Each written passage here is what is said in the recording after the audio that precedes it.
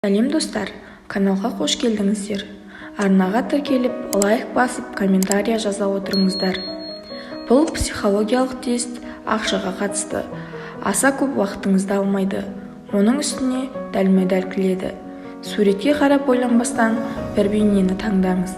Таңдауыңызға сәйкес нөмір мәтінінің жауабын оқыңыз. Бірінші сурет. Кеңес кезіндегі монетаны таңдадыңыз.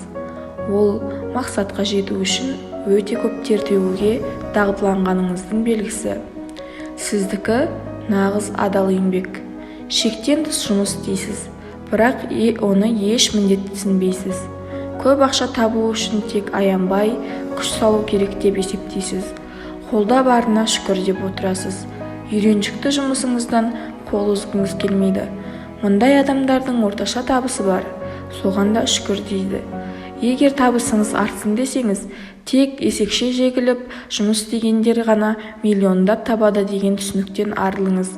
Тәулігіне 20 сағат жұмыс істегенде, тек 4 сағат жұмыс істегенде бірдей табыс табуы мүмкін. Сондықтан өзіңіз үшін көп табыс не үшін керек, соны анықтап алыңыз. Екінші сурет. Қаржы тұрғысынан алғанда өте жақсы таңдадыңыз. Жақын арада ойламаған жерден мол табысқа кенелесіз. Тағдырдың сыйынан бас тартпай, бар мүмкіндікті пайдаланыңыз.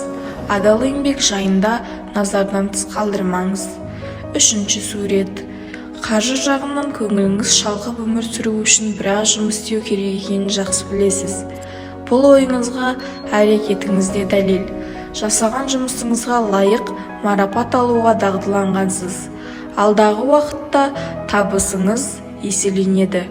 Алайда ол жұмыс майданында демалыссыз шапқылай беру керек деген сөз емес. Төртінші сурет. Көз алдыңызда қомақты қаржыға кенелуге дайын болыңыз. Өзіңіздің жай ғана табыс магниті екеніңізді түсініңіз.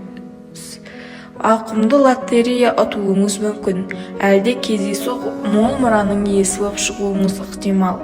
Не болса да тағдырдың тамаша тартуынан бас тартпаңыз. Ақпарат ұнаған болса, лайк басып, комментария жазып кетіңіз.